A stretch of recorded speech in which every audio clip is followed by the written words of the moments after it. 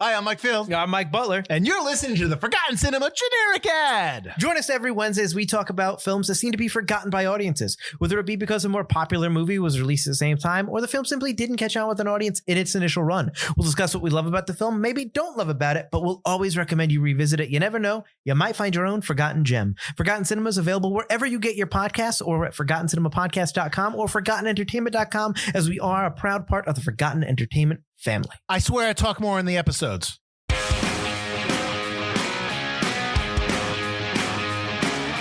Hello, and welcome to Recent Activity, your new favorite entertainment review podcast that attempts to cover every film, every show, all at once. I'm your co-host, Andrew Morgan. With me, as always, are Billy Loomis's brothers, nephews, cousins, former roommates, Shane Beauregard. What's up? And Chris Brodell. Hello, Andy. Okay. I don't know. It had that E at the end. You know? Yeah. But I was very proud. I was very proud of my Spaceballs reference that That's I came very through. astute. So thank you. Thank you for not laughing, you pieces of shit. Just let me high and dry. You sons of Listen, bitches. you got to let it breathe. You can't stomp all over it. I was hoping, by the way, I'm very sad right now. What does it make us? No? Yes, Nothing? that's what I was hoping you were going to say. Thank you. Absolutely do it over nothing. again. Do it again. No. Absolutely nothing. I'm also very sad that I haven't gotten to watch a single minute of History of the World Part 2, even though, you know. I'm sad I have. Oh, no. We're not there. Yeah. I'm not ready. Don't. Nope. Nope. I've heard good things. I'll talk off kill air. you. All right. Speaking of killing, we're going to talk about the number one movie in the land, made a tremendous amount of money. 67 million worldwide, 44 domestic over the weekend. Scream 6, bringing back the team of Sam, Tara, Gale Weathers, Kirby, and some, Kirby's Dream Land we're in for this one. And, obviously the ghost of Billy Loomis still looming over the proceedings, bringing back radio silence and a lot of the team who wrote the original with a giant Neve Campbell size hole. Not in this film, but we'll get to that as we get along here. But I was very encouraged that every showing that I saw was super packed.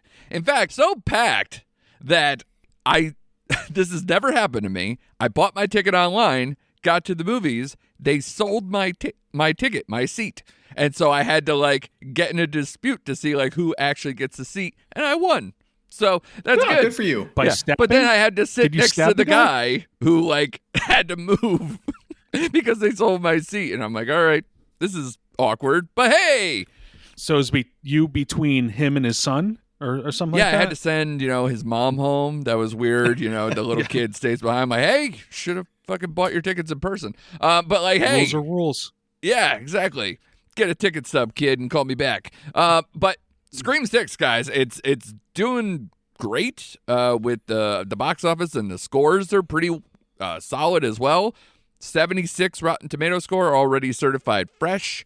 7.4 on IMDb. 62 Metascore, 3.9 on Letterboxd. I think that's a little high. And 92% Rotten Tomato audience score. This is, of course, the next installment in the Scream franchise where the survivors of the Ghostface killings leave Woodsboro behind and start a fresh chapter in New York City, a.k.a. Scream Takes Manhattan, a.k.a. Scream the College Years, whatever you want to call it, Scream 2 Part 2. It's all got a lot of meta stuff in here, a lot of stuff we've seen in this Scream franchise, and I'm going to kick it over to Shane as our resident horror killer guy, genre guy. Where are you? I know you were bigger on Scream 5 than Chris and I were, even though we kind of enjoyed parts of it or most of it anyway. But how geared up were you for this, especially knowing potentially that Neve Campbell was not going to be in it over a salary dispute of all things, which sucks? Right. Well, coming off of Scream 5, I was actually kind of amped up to see this one, even without Neve Campbell, which was fine. Right. By me, because, again, I enjoyed Scream 5 a little more than you guys did. And I went to a Friday 3 o'clock showing, and to what you just laid out, it was actually packed. It was a packed house at 3:00 on a Friday, which was unusual. I think I messaged you guys because there's a lot of talking and just stuff that was getting me upset. So I should have maybe went to a different time in a different day, but I'll leave that at that. If you're not safe at 3:00 in the afternoon, I don't know what to tell you. I know. But overall, I left this movie feeling a certain way. Now, I try to grade this out in my head on 2 different platforms, so try to bear with me on this one. One was like, I'm going to grade it on the 6th installment of a horror franchise. So if I'm going by that, it passes, right? But overall, it's a step back from part 5, in my opinion. There were like no consequences at all in this movie, and we'll get into it. Yeah. But it's like, how many times can someone get stabbed pretty deep in the gut and just kind of be okay and walk around and live? And we'll get into the killings, but like that that got to me at the end of the movie. I'm like, really? You just got stabbed like 12 times in the chest, but you're gonna make it? Okay. Yeah. All right. So and I was feeling this movie up until the last act when we find out who the Ghostface killers were. Yeah. I'm like, really? Oh, okay. They lost me at the very end of the movie. But up until then, yes, horror movies fall into some tropes. They always do. Yeah. And I tried to ignore them as much as I could during this movie. But for some reason, it started getting to me. But overall, as a 6th installment, solid. I will say that. When you compare it to other horror franchises, I think overall the Scream is actually a pretty good franchise. Right. But I hope it ends now. Like, I don't want to see a Scream 7. I don't. Like, you 100% know they are. I know, but you need a quote trilogy with every. I know, but I'm done, and we'll get into the details. I'll let you guys kind of speak now, but I was a little disappointed. Yeah, well, Chris, we talked a little bit off air about this. I mean, because Shane brings up a good point, and I was saying to you, I'm hoping, and this might be offensive to other people, even though I truly loved the franchise at points. This and Halloween are kind of like the longest active kind of franchises going. And when Halloween was in there kind of like post, the original stuff, trying to feel it out without Jamie Lee Curtis period and all that stuff, that's kind of where they were 4, 5, 6, movies in or whatever. And they were truly lost. It's weird that like Scream kind of is still playing the hits in a way. Like they're still bringing back former characters. Obviously, we mentioned that Neve Campbell's not in here, but I think I agree with Shane on some level where I'm like, I didn't think they'd be this productive, let alone make more money with this movie than the last movie. So where do you see Scream kind of sitting as a modern horror movie? It's right up there with why I don't like modern horror movies. Yes, I'm just saying it feels like it's trying to be too smart for its own good. It's kind of like doubling down on the idea of legacy characters. They might as well look right into the camera when they make all these points because they're just being that, meta, that, winking at the camera. And I'm with Shane that I was getting frustrated with the way these characters were just like getting beaten, maimed, and finally, if they were lucky, getting killed. Yeah. And yet, it's a prolonged death. It's, I'm still running around with, very big losses of blood. Right. Yeah. But, you're right. It's one of those long-standing franchises that people keep on coming back to. And like you said, they are going to make a 7. They're going to make an 8. They're going to make it as long as people are coming to see these, they're going to make them. Sure. As far as my favorite 6th entry of a film, Friday the 13th is mine. So this can't come close. Yeah. So Shane, maybe you can answer me this. Because Scream has this problem, and you can call it a problem, I guess, is where every movie, the person who Ghostface is, it's like a murder mystery where you're trying to figure it out versus like the staples like Michael Myers and Freddy and Jason and all these things where it's like, oh, this is kind of like just a demon we have to deal with, and they can probably come back because they're like these killing machines that can't die for some reason. So do you think like part of the issue is that they have to be so inventive and that it's, or do you think that's what makes this franchise live on, because you never know what they're going to concoct and it turns into a murder mystery, which those are clearly hot right now, coming off of, Knives Out, Poker Face, and all these other things. Right. No, I agree. I like the fact that it's usually cloaked in some kind of mystery, that it's not one person or like a Michael Myers type of person. Yeah. I think that's what makes this franchise. But I felt like in this movie, they were just really, because in the prior ones, it did have some connectivity to the other movies in the franchise.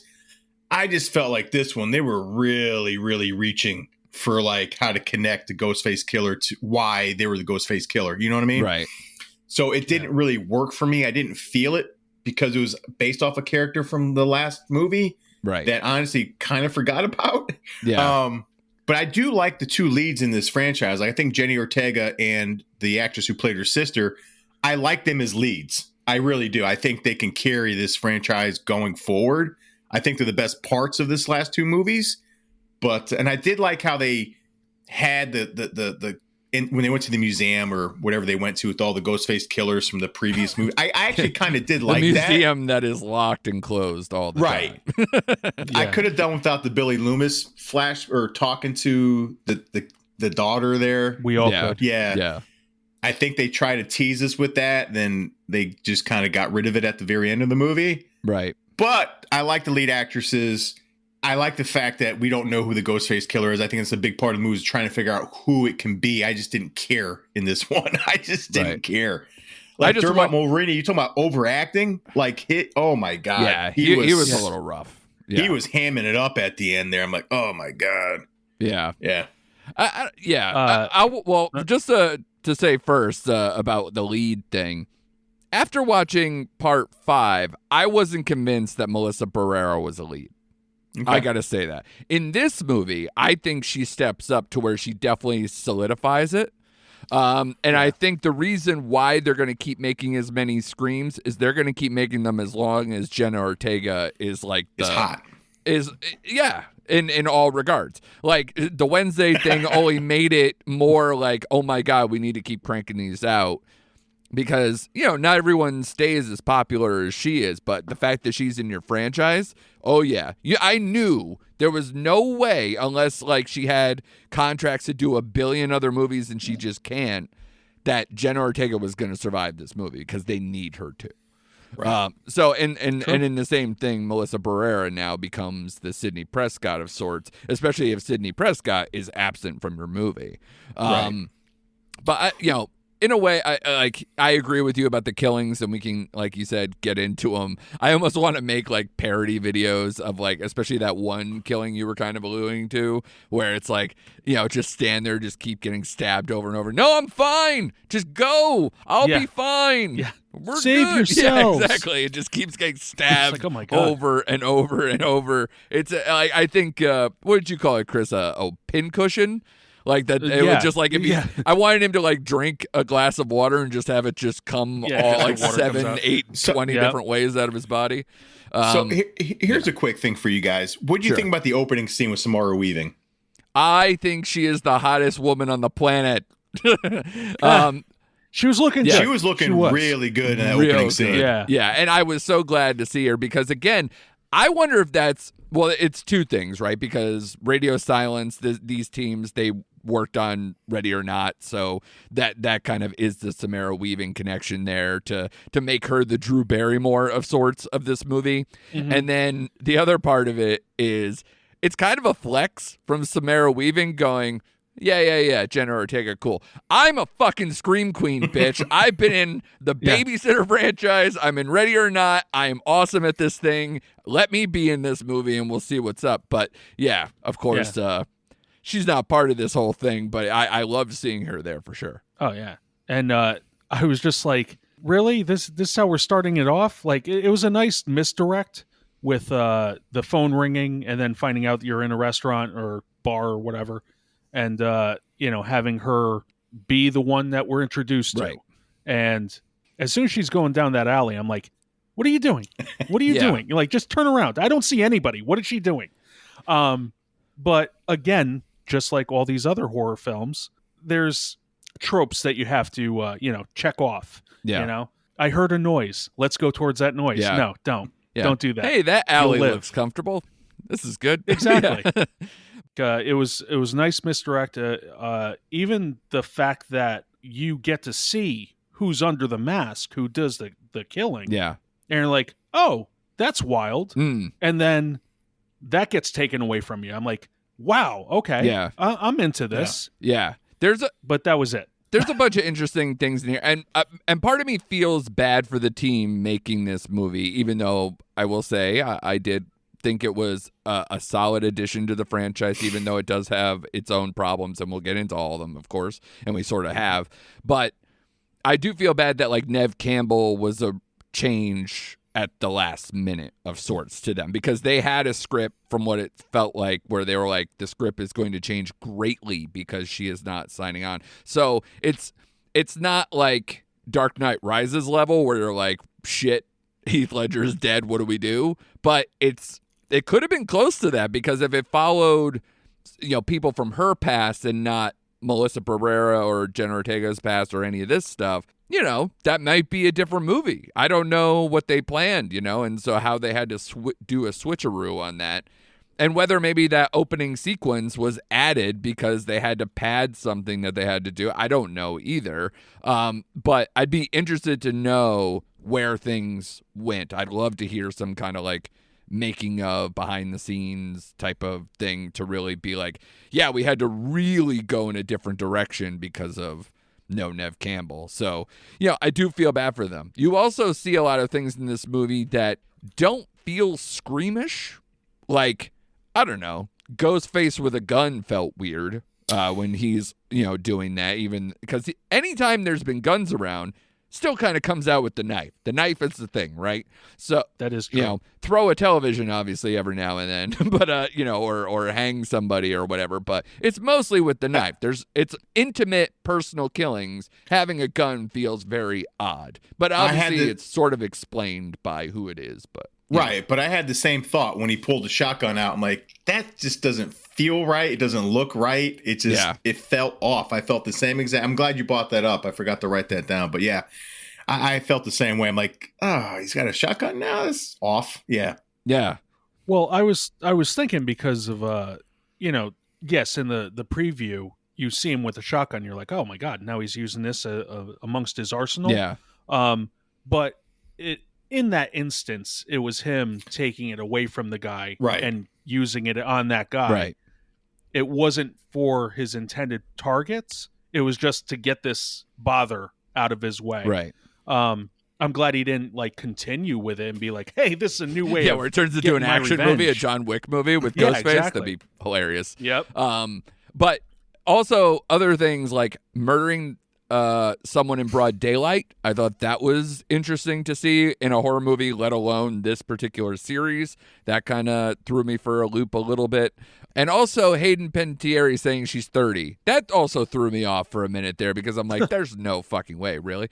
But when she was playing a teenager, she was one of those people who was playing a teenager forever. When she was probably like 28. Yeah. So, it happens where you're like, oh, maybe she is. And then you look it up. She's like 36 or 37 or whatever. But hey, in the Scream universe, you could be whatever age you want to be, especially if you're a returning character from now, a couple movies ago. What'd you guys think of the whole Kirby thing, bringing her back in? Is that like a welcome thing for you? I mean, she's delightful. I always like her. I was a Heroes watcher and everything else. But as far as her in here, it was a decent add-on. Yeah, I didn't mind it. I like her as an actress. Like you said, Andrew, she's very delightful to look on screen. Yeah. So, but no, I didn't mind her character in this. It was a little far-fetched a little bit, but it was okay. I didn't have any hangups with it, is what I'm saying. Yeah, and honestly, I don't like Scream 4 a lot. So I didn't have like a relationship to it. So whatever was there was okay. I was going to say, I have no recollection of what happened between Scream 1 and this new installment, it's all a blur. Yeah. It really is all a How blur. dare and I'm like, you, sir? What was Kirby's role? Oh well, it was nice to see Hayden. Yeah. But and I was just like, is she like a cartoon character? Because that gun was bigger than her that she was carrying. Well, she's so small. Yeah. And we're supposed to believe that she's an FBI agent, like on any capacity. Sure. That's what I was just like, oh, maybe she's part of this. And then, I'm given as an audience member different clues. Mhm. And I'm just like, no, maybe she's not. And then we see the shrine, the museum of past ghost faces. Yeah. And I'm just like, okay, the only way you can get this stuff is if you're this. Yeah. And that was a big hint. I was just like, okay, Yeah. all right, let's see where this goes. Yeah. Chris, by the way, it's called the Ghosts of Murders Past. I've officially named it. It's got its own shrine. It's Please, no, do not name it. That makes it I real. know. It's like naming a pet. Yeah, Now I have to exactly. feed we it. have to take it Fuck. home now. Yeah. So overall, I guess let's get into kind of like the general feelings and really kind of what we hope for, I guess. Shane's already kind of put it on. He doesn't even want to see it going forward. So I'm guessing your experience wasn't up to snuff. It's like you said, it was a fine addition to the franchise. I was expecting a little bit more, but I just think they went off the rails. And the other thing I forgot to mention is I was so annoyed. Like, we're part of the core four. The core four. Yeah. Shut the fuck up, please. Yeah. Like, Which is, again, why they need to fucking die. Yes, please. So it was a good addition. I enjoyed it. It feels like I crapped all over this movie, but it was okay. I just don't care about it anymore. Just, I don't know how they could. And like you said, they're probably going to make another one, but I don't see where they go. Everyone, like, I don't see who the next Ghostface could possibly be. Like, it would be great if they pulled Raylan Givens out to be the Ghostface again. I would love to see that, but I think he's dead, Yeah. Didn't he fall off the roof or I something think like he that? did. I can't remember, but I don't know where they go it's all from a blur. here. Yeah, I don't know where they go from here. I really don't.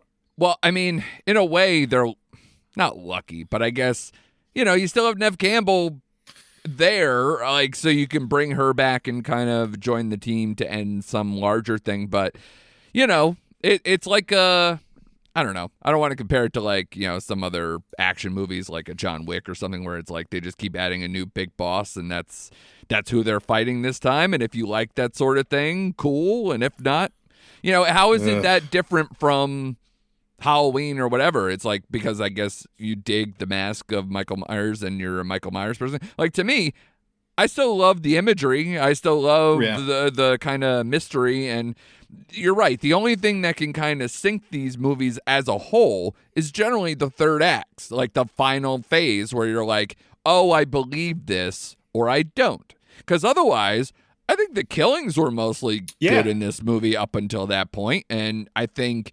the characters outside of, we were saying kind of Dermot Mulroney maybe, I thought Melissa Barrera took a step up. I thought Jenna Ortega was plausible, that she's kind of this person of like, I'm annoyed that this is part of my life, but I'm trying to move on. And like a lot of those characters made sense. I'm kind of sick of Gale Weathers. That may not be a popular opinion, but I'm sick of or at least I'm sick of how they're writing her, is more to the point where, she should have had she did at some point have like an arc of like where she's learning lessons, she's being more protector, whatever. And then all of a sudden, it's like we're talking about, her being a bitch again, writing another book and, being an anti-hero or whatever, or some kind of like pest again. It's like, really? We're on Scream 6. Let's fucking do something. Like, Neve Campbell makes more sense of just being completely absent versus what Gale Weathers has done, especially in the face of what happened in Scream 5, which they at least call her out on. But it felt like just an odd move. But that's the other thing. Another odd move is, didn't she have her own talk show and now she's back to slinging news? Yeah. But But again, Right? I think that's you write is it a another demotion? tell-all book and you turn into that investigative journalist thing again. So I don't know. Sure. Yeah, Yeah. the inconsistency of that character, I think, is what you're alluding to, and that's where I'm saying too, where it's just what version of Gale am I getting in this movie? And I think that's a writing problem versus like a performance problem. I have no problem with Courtney Cox. I think when she steps up and becomes like that straight bitch, fucking. Not just abrasive, but like kind of, a badass version that you need in these movies, someone with a backbone. Mm-hmm. I dig it, but like for what her arc is, it's kind of confusing. Especially, she's a character who probably shouldn't have lasted 6 movies, is really what they're telling us. Yeah, correct. Yeah. I agree wholeheartedly with what you said. I'm done with the Courtney. I'm done with Gale Weathers. Like, if there's going to be another Scream, just don't include her in the next installment because they took a step. Let her be the next Drew. Yeah, they took a step back with her character. Like, it's like you said, she was making progress, changing. All of a sudden, it's like, what happened to all that? Like, it just went back to like her being a straight up bitch, Yeah, and based on the biggest loss that she's ever had too. So come on. I know. So I agree with you on that character. Like, I'm done with her arc. Just get her off this movie franchise. Here's my problem, guys. When I watched this movie, I really glossed over a lot of these issues because I was having a good time at the movies. And I don't want to lose that because I'm sure there's some points or charm to that I'm like, oh, this is a good time. But the more I think about this movie, I'm like, God, if it wasn't for the 2 leads, I'm like, ooh, there's some stuff. So especially like you said, that final act, again, there are some things to like about it. As far as like the aggressiveness and some of the kills or whatever, but when you talk about some of the people who should have died, or if you talk about Dermot Mulroney and his effect on how you feel about some of the stuff in the final act and whatever, that kind of sours a little bit. I'm still in for a 7. I'm not with you, Shane, as far as that goes, but I need more. But I'm probably not going to get it. So it's a 7th installment, as we've been saying. With the character of Sam, though, I just thought it was funny that everyone was saying that she was a murderer, she's the psycho, she's the daughter of a psycho, and they're all on her being possibly the orchestrator of the Woodsboro. Woodsboro, yep. Right? She's the big orchestrator of what happened then. So they know of her, but what's up with Tara? Tara was with her. What's up with the twins? They were with her. Oh, they like Wednesday. And no one's bagging on them. They like Wednesday. So they were big Wednesday fans. So. And they were just like, no. She looks like she could. The pigtails, impossible. Yeah. But, you have those characters who've all been through the same stuff. They were all the final people with the last killing. Yeah. So why are they ganging up on Sam? Yeah, and that baffled me. I was like, did I miss something from the last movie to this? Yeah, and I hear you. The other thing I posed to Andrew, and I'll pose this to you, Shane. Are they half sisters? Did I miss that part too, Tara and Sam? I thought they were actual sisters, but I could be wrong because a lot of Scream 5 is escaping my brain. And see? I said to him, I think they have to be half because, and I think they may have said that at some point because why wouldn't she also be tormented by the Loomis thing? So, yeah. And also I was like, good on Billy Loomis for, getting someone pregnant in high school and being a stereotype of another sort and also planning a murder and also dating Neve Campbell. So that's a lot. That's a lot going on. I gotta say, that's a good senior year right there. Yeah. Right. So many yearbook superlatives there. I was going to say, he's got a single splash page on the yearbook. Yeah. Most ambitious. Billy Loomis, man. Yes. But it's so funny. It's like I've seen Skeet Ulrich. I was almost going to say Billy. I seen Billy in person. When we were at CT Horror, I saw him from a distance, but the guy still looks good. Oh, yeah. Yeah. And I'm like, why did they have to cake him up with such heavy makeup to show that he's still the same old Billy? All you had to do is keep him very faint in that glass, and you got your Billy.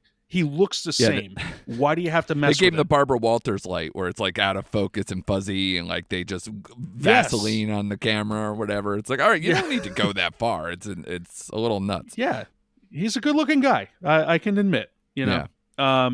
But it was so funny to see that. I'm just like, you're trying too hard on this stuff, people. And you didn't even need him again. No. Yeah. You didn't even need him the last film. Yeah. Just be like, Dad, I what do I do? And you don't even have to show him. I just want to know, does he only pop up in things where it's like his murder weapons there, or is it like does he only pop up when like what are the rules that like he gets to show up? Is it like is she gonna like start dating still dating the guy from this movie or whatever, and they're gonna be like having sex and he's gonna just pop up? Like, what are the rules? I want to know all the rules of when Billy Loomis shows up. So let's put some grades. I think and then if we want, is there any spoilery stuff you want to do after? What are you guys thinking? Because to me, unless we're talking about where we think Part 7 goes, I think it's not worth exploring too much. But I'll leave it up to you guys. No, I agree with you. I think we talked about this enough. We've alluded to spoiler territory. But just if people want to see this, they're gonna go see it. It doesn't matter if we're positive or negative. They're gonna be like, yeah, I'll listen to this after I see it and see what they think. Yeah. But I will jump on the Sydney train and say, if she does come back for 7, she's trying to live her own life. She's basically in witness protection, right? But some very clever youngins are like, hey, she looks like this girl from that Woodsboro murder area. Yeah. And everyone wants to do like a documentary on it. And then she gains popularity by this docuseries. Right. Yeah, I'm done with podcasters and documentary thing with you got to bring them in. You got to make up for those losses. No. Here's what's going to happen. Melissa Barrera finally breaks bad and she tries to go after Sydney. That's probably the only thing they're going to do. I was thinking that too.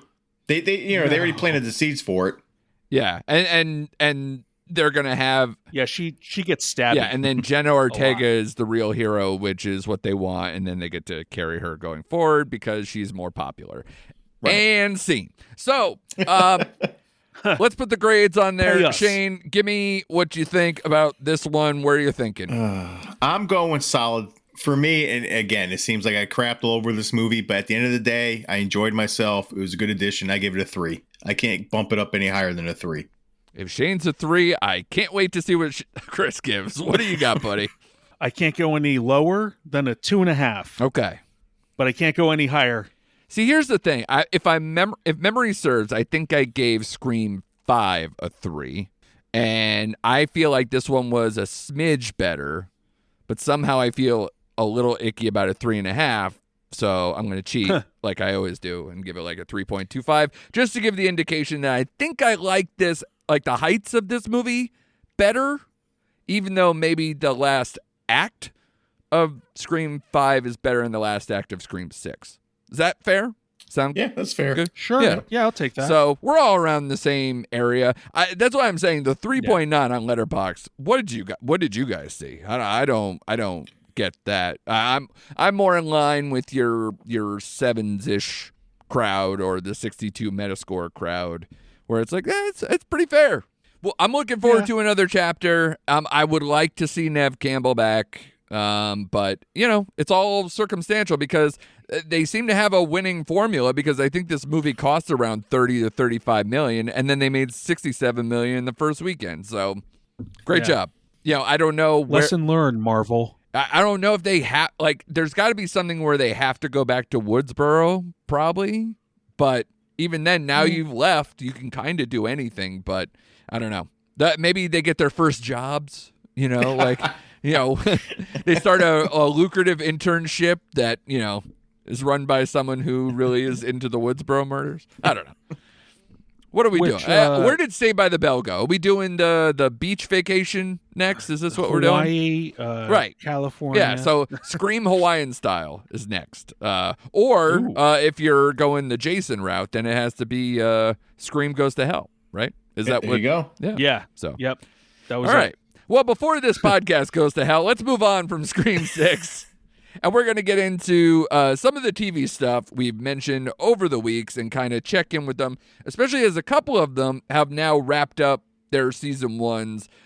So sorry, Chris, that we're going to kind of go into The Last of Us because Bye, everyone. No. you are officially the last person to not watch The Last of Us. So we're going to sideline you for a minute here. But Shane, I am very interested in, we haven't checked in with this show in a little bit on here because we did Creed. We've done, some other things that, got in the way of us checking back in on TV. But I think this show, since we last talked, has kind of gone up and down a little bit. They kept doing a lot of like these kind of bottle episodes, one-off things, flashbacky episodes to kind of deepen the Ellie character while, putting less of the emphasis in terms of that bonding relationship or even just Pedro Pascal in general. So now that we've seen what they did with the finale, first of all, how do you feel about the first season as a whole now that we've seen everything and where it's going to lean? And then also, what do you think about the finale? Because I think at least the finale was an uptick before we get out of here on season 1. The finale was just great. It had everything you'd want in a finale. It was emotional. From someone who played the video game, that's exactly how it played out in the game. So they nailed that last episode. Yeah. I didn't mind that flashback scene as much as you did, and we kind of like went back and forth a little bit off camera. Yeah. Where it was like her friend in the mall. It wasn't their best episode, but I didn't mind it as much as you did. But the last 2 episodes where she it was pretty much Bella by herself because Pedro was like sidelined in the second to last episode. I loved that episode as well. The whole, the town full of cannibals it turned out to be, and that whole Spoiler. thing. Sorry. No, I loved it. And the season finale, again, I started getting a little emotional. Like the bond between her and Pedro was there. I absolutely loved it. This show is worth all the hype that it's getting. I'm sorry. It's probably the best show HBO has put out. A drama, I should say. Drama they put out in quite some time. Yeah.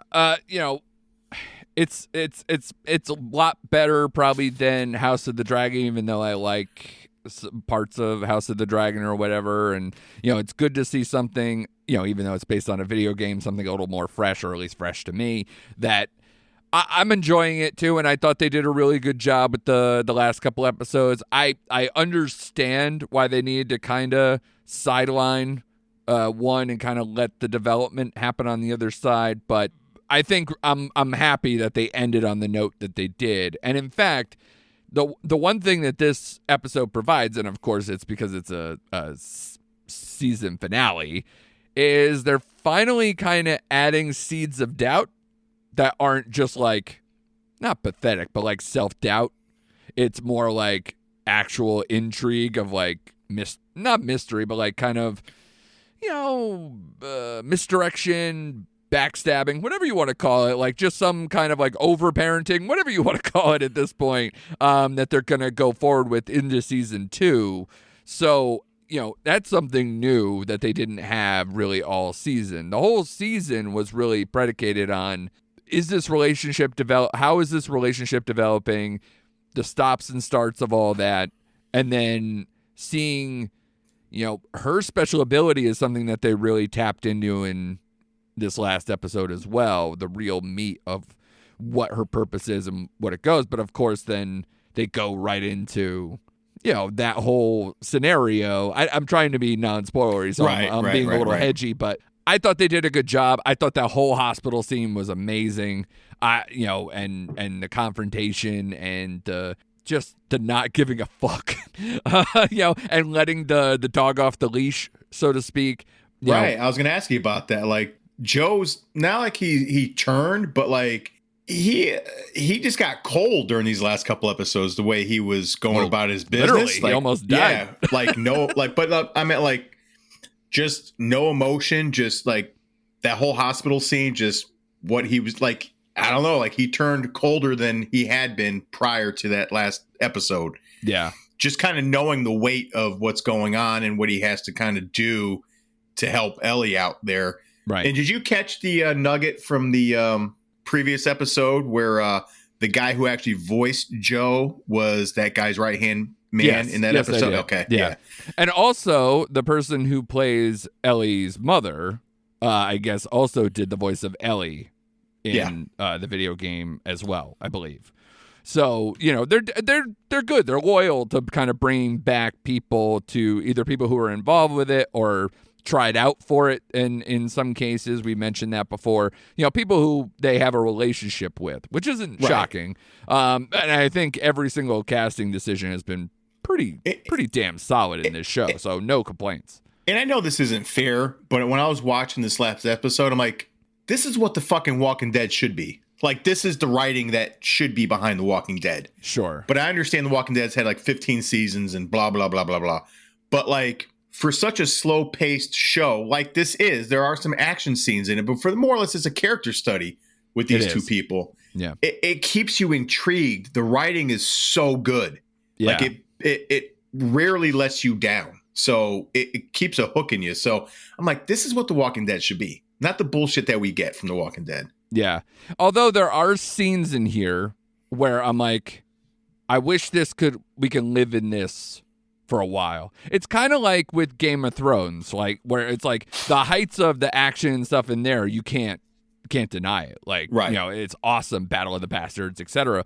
But I think some of my favorite episodes is where people are on a mission or on the road and they're just talking things out and really kind of deepening relationships and whatever. And you get some of that, especially in this episode, you got it, you know, almost immediately. But like the way that they kind of structure these episodes, part of me is like, I wish there was just a couple extra episodes and let it breathe a little. Some of these episodes just feel like kind of rushed a little bit, like rushed to moments where it's like, okay, now we're in this. But other than that, no complaints whatsoever with how they did that. And yeah, I agree with you. It's a very solid show. It's worth the hype. I'm definitely in for a season 2, especially the way they set it up. I do wonder, they're, you know, on the road, are they heading back to his brother's place? I didn't feel like I fully understood. Are they going back to the original compound? That was Wyoming, what Joe right? put out there, was going back to Colorado. I think that's where his brother's at. I think they were on their way back to Colorado. That's the sense that I got from it. Yeah. So again, if that's where the starting point is, and then maybe that has more intrigue and unravels. I didn't play the video game, so I don't know if there's more meat on the bone per se. Shane, would you say that they're heading to something, or are they kind of? See, here's the problem with me. I didn't play the second game, but like this season was the entire first game. Like there's no meat on the bone. The way this episode ended is how the video game ended. Sure. They like married each other. That whole hospital thing was the last scene in the video game. So I didn't play part 2, which concentrates on 2 different characters during the same kind of timeline. So I don't know where they're going to go for season 2. Right. Okay. Well, you know, again, regardless, I'm looking forward to it. I think they did a solid job, and the season finale was definitely worth it. And I agree with you. I love the ending of that, the cannibal episode and all that stuff, and the escape and just the rage, the fire. Although I did kind of go, really? You probably should have put the fire out, dude. You're going to kill everybody else. You're going to put all your people in danger. Okay. You literally stared at it and be like, I'll get back to it.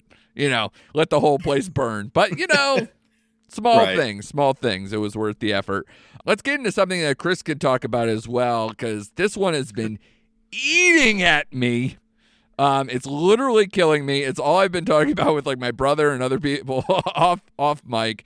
The Mandalorian is back. We're now 2 episodes into that. Chris, I know you can take your earmuffs off now for the Last of Us conversation. The Mandalorian, Thank you for that pee break. You're welcome. And you're all caught up on these 2 episodes. Give me your impressions, because I'll say right now, and I will say it, I will shout it from the rooftops. This show sucks right now, and they need to fucking fix it. So how did you feel, buddy? Wow. Well, I got to tell you, it took me 2 times to watch the first episode. Yeah. I got to say, I do believe that there's certain headspaces you need to be to watch certain things. Mm-hmm. And come on, Mandalorian is probably the simplest Sure. of headspaces that you need to be. And Yeah. yet I couldn't get into it the first time I watched it. Yeah. Went back to see the second time, and I thought it was a little better than the first, but I don't know, man. There's only so many times I can have 2 people talk like this where there's expressions that you can't see. Uh-huh. And Pedro Pascal is great at his voice work for The Mandalorian, Yeah. but for the most part, he's so soft-spoken that even when he's in danger, his elevation doesn't get more than this. Right. And I'm just like, emote, buddy, please, emote. Yeah. And I'm just following the story. I'm like, okay, this is first 2 episodes of what, an 8 or 10 episode season. You know, maybe it's going to go somewhere. Grogu's cute. That's it. Other than that, I'm like, okay, he's got to bathe in the waters of a dead planet to be an actual Mandalorian again. Yeah. Who's going to be witness to this if it's just him and Grogu that goes to the planet? Right. You know what I mean? I'm like, where's the logic in that? Yeah, the Mandalorian has gone straight Purple Rain. He needs to like wash himself in the in Lake Minnetonka or whatever, and purify you're right. himself. But Yeah. I also laughed because, especially from like almost from the get go, they're like baptizing this young, soon to be Mandalorian kid or whatever in. Oh, last I looked, not Mandalore. In some, shark, alligator infested waters or whatever. Yeah. And so this guy's cool. This guy's pure now. And you couldn't just dunk the Mandalorian in this pure, nice water and just call it a day when Mandalore is poison, you pieces of shit. This guy is pure goodness. Wow. He's on missions doing the best work of all you people, you lazy pieces of crap who have just kind of like went, we lost our planet, so I'm not going to do what you do. And then he has to go through all these loopholes to get through to get to Mandalore and all these other things. He's chilling with Bo-Katan, who is took his mask off. I know. God, yeah. And if they say Creed one more time, it's so funny. Like they say Creed so much, and then Carl Weathers is there. It's like, well, isn't that funny? And then, didn't catch. Yeah, and then, but this, like you said, should be so simple for me to love. And for some reason, I feel like every episode is rushed. They're like less than 30 minutes now, or like around 30 minutes. I'm like, what the hell did that happen? This show went from like being a Star Wars Western, which I completely dug, where he's going from like town to town, mission to mission, to like either be on a mission, helping people, doing whatever, to now the first episode felt like a recap. That like was just like, I'm like, didn't we already have this conversation with the person you're trying to beg forgiveness from? Why are we doing this? And then the Bo-Katan thing, she's by herself just chilling like on a lounger, like on a stone chase lounge, everybody left me, get the fuck away. Oh, please don't leave. I've been very lonely for so long. And then he goes through his whole ordeal with the droid thing because I only trust one droid. Carl Weathers is like, hey, man, well, you could take any of our best droids. No. And then next episode, I need the chip for my droid because I only trust this guy. Well, we don't have that. Nobody has that. And you want to just take this droid? All right, fine, I'll take this droid. Yeah. What are we doing? This is a waste of time. These are 30-minute episodes. They should be packed to the gills with amazing story. And they're not. It feels like I'm in retread. We're just showing, hey, remember this character that we talked to before? Let's talk to them again. And it felt like a Legend of Zelda, where I'm like just like wandering in circles, talking to people to try to help me to the next stage. But I'm stuck in a time loop. But yeah, and then I'm also starting to get sick of Mando getting saved all the time. Like he's a hapless character now, and like Bo-Katan having to save him. I was just like, really? So I don't know. Either involve her from the start or fucking don't have, Grogu going on a space flight because you need to do something with him, because again, he's gone back to being useless. He went through all this training and again 2 episodes and I'm not getting shit from him besides going on a flight that has a droid that can fly it for you. I'm not impressed, guys. That is true. I don't know what I'm supposed to be getting from these 2 episodes. I feel like I'm stuck. Shane, are you with us? Or I was gonna say, if you're Shane, let against him this, I will breathe. shut this down. No, I'm just kidding. Go ahead. I'm a little against. I'm going to push back a little bit. you The son of first a bitch. episode, was not good. I did not like, for you, like you said, it felt like a recap. I'm like, Yeah. I felt like this was from last season. I didn't mind the second episode as much, though I did laugh a couple times because when he got attacked by the creatures, when he got to the planet, my mind went to Land of the Lost immediately. Like that's what they Yeah. reminded me of. That is true. Uh-huh. And then that fucking robot towards the end was a total ripoff of Lost in Space, another Netflix property show. I'm like, come on, guys. I like Bo. Listen, Katie Sackhoff could do whatever the hell she wants to do. True. And I like I'm gonna her. watch- I just wish she made sense. I think she makes sense in this way. I think because doesn't believe in the mythos of Mandalore, where our guy Mando that's all he's focused on is like just staying true to his path, and I think it opened up her eyes Right. in this episode. So and there was a mutual respect between the two in this episode, especially like when she when he was heaping praise on her father and was like, "This is the way." I wish I would have met him. Yeah. And like when she saw that Mytho beast for the first time, like she gasped, like she didn't believe that legend at all. Yeah. So I think it was good for both characters. That's what I liked about the episode. Yes, it was frustrating that he gets locked up in a cage, has to be saved, goes in this fucking lake, and all of a sudden he has to be saved again. I'm like, oh, come on, man. Like, come on. But I think overall what we're going to see is either he is going to be the person who unites all the Mandalorian. I think he's going to end up riding that goddamn Mytho beast at the end of the season. Uh-huh. Or Baby Yoda is going to be the new Mandalorian, like he's trying to train right now. So I hope it's option 1, because honestly, I'm over Baby Yoda. I'm over that character, Grogu. I'm over him. Now Sorry. our ratings have plummeted. Sorry. I'm over him. Well, he doesn't have a through line. He doesn't have Correct. a development line. And like you thought maybe something with the Luke thing was going to be that. And now it's just we're back to him being, square one. Yeah. I feel like we've gone backwards. And honestly, I don't even know what backwards is with Mando, because he seemed kind of badass from the start. He's kind of like, the sheriff just coming into being, restoring order, or at least helping friends out. And now it used to be kung fu. Now it's just, I don't know. It's spinning its wheels. I didn't mind, like, again, they weren't the strongest 2 episodes, but I thought they got their footing under them a little bit in the second episode. The first episode was garbage. I couldn't stand it. Yeah, but what are we doing with it? If the second episode is stronger, tell me what the story is. Besides Katie Sackhoff still wielding the black saber better than everybody. You're right. Yeah, remind me again what Dark saber. The deal is with the dark saber. It's like the more you use it, the heavier it gets. It's like the sword and the that stone the shit. deal? Like only the more worthy people are supposed to be able to wield Whoever it has the sword is supposed to be the leader of the Mandalore, right? Mandalorian. Yeah. Right. Yeah. Yeah, it's as simple as that. But I know it gets heavier and heavier and hard to use.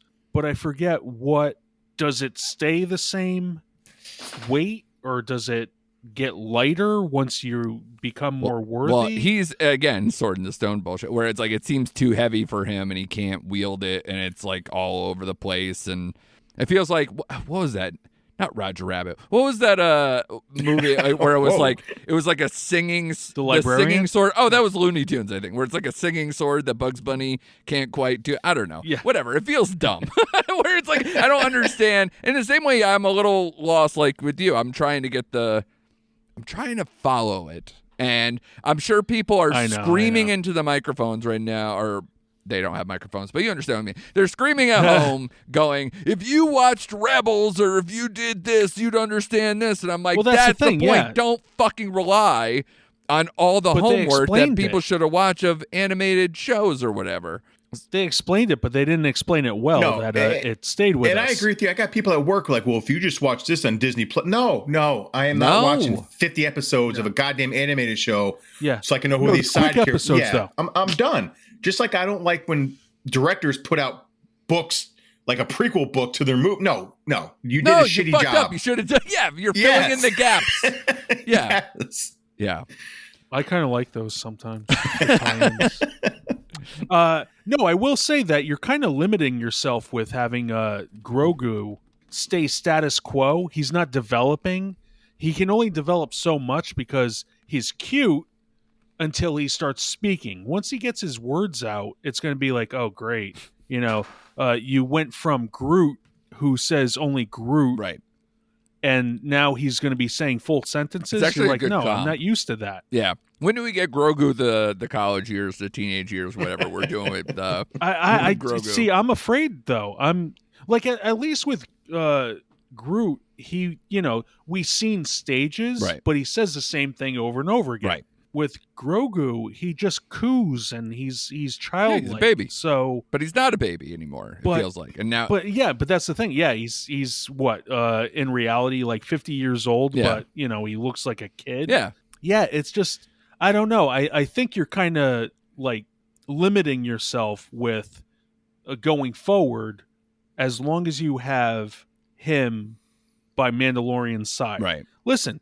he's got his fill. Everyone watched this show because of Baby Yoda. Yeah. It's true. Like everyone gravitated towards this show, but I think after a while, it's just like, okay, he's still cute. Yeah. But I think if we learned anything from the Luke saga and them sidelining that whole thing and moving away, this show is about the Mandalorian. It's called the fucking Mandalorian for a reason. I think people came for Baby Yoda. True. And I think they're sticking around because of either that lone wolf and cub story of the two of them, or for Mando.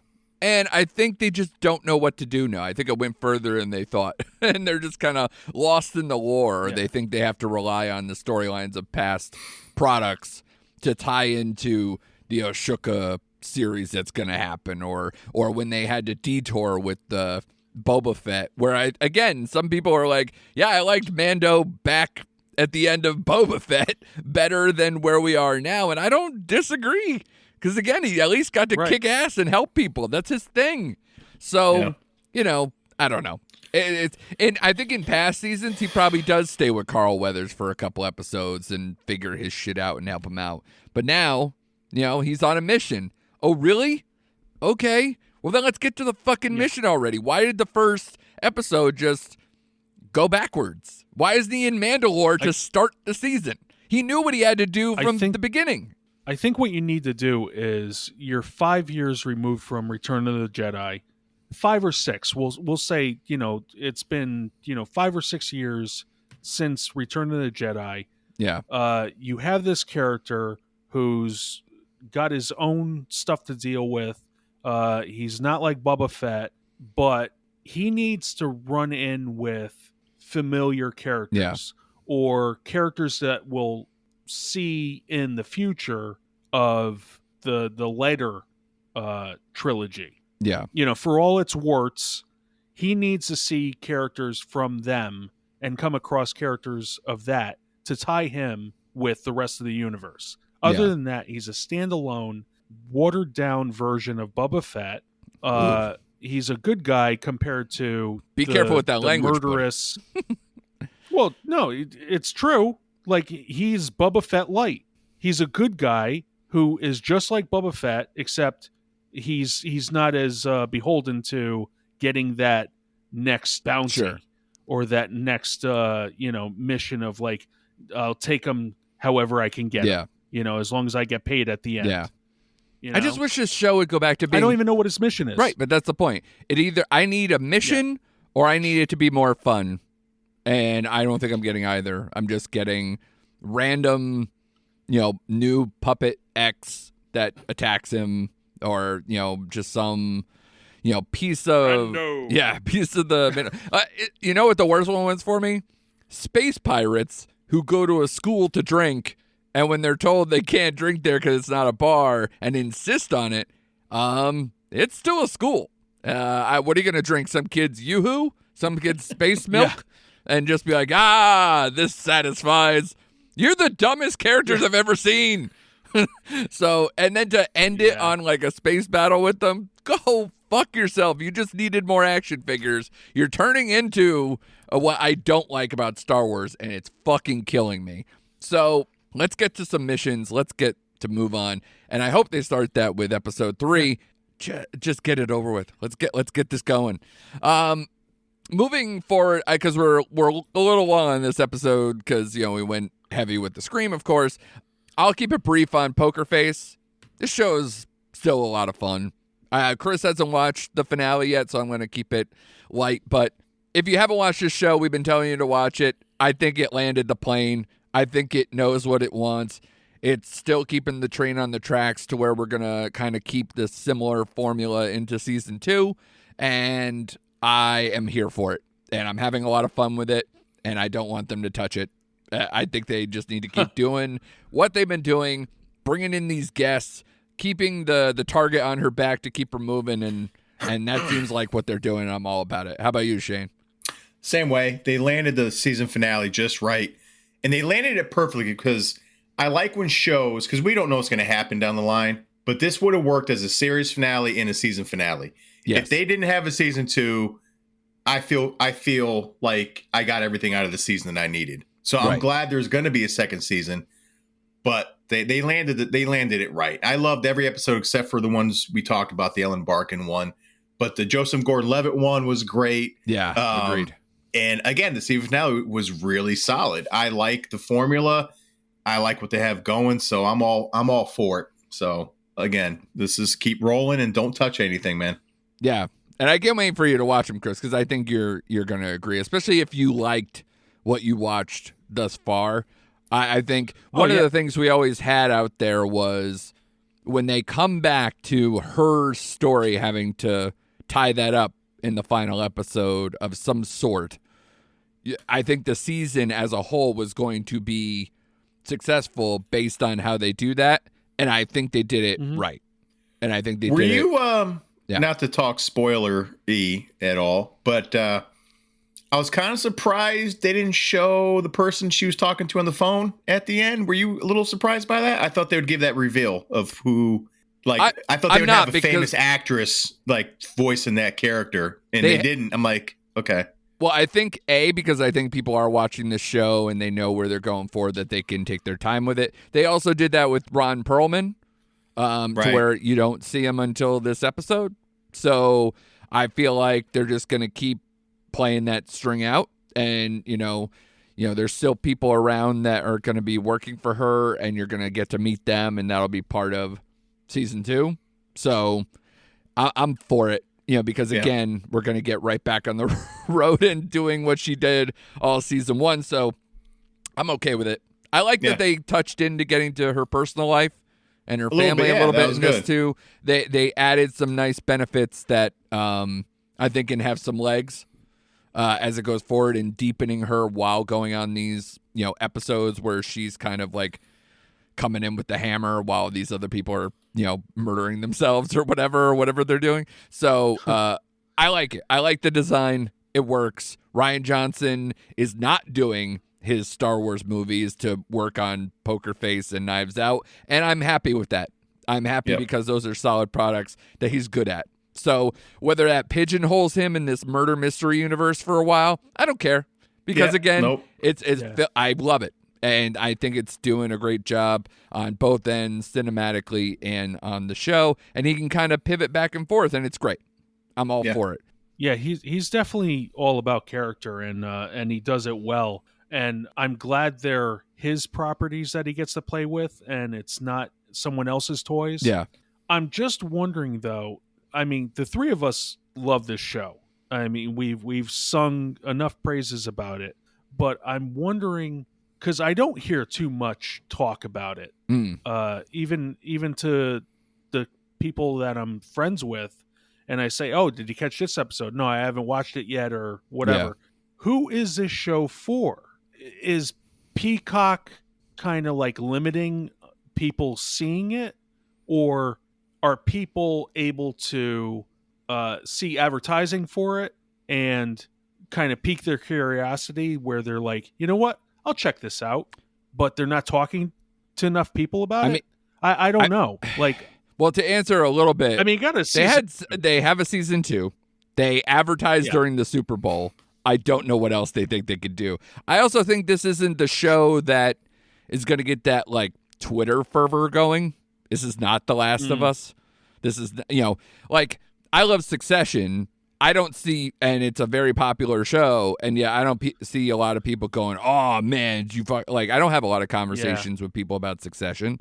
Billions is getting multiple spinoffs. I've not seen one episode, and yet it's going to be this massive franchise that, Paramount's going to try to spin out now that they're integrating the Showtime stuff. So, True. You never know, like, what it is until you see solid numbers or you see them get backed in that way to getting multiple seasons or multiple spin-offs or these type of things. So I think it's doing well enough.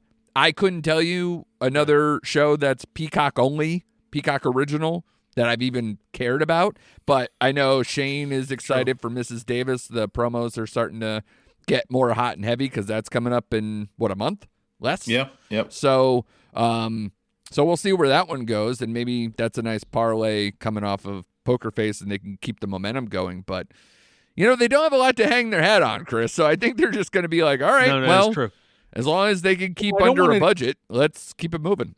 Yeah, I just don't want to get lost in the shuffle and, people to find out about it, posthumously. Oh, I hear you.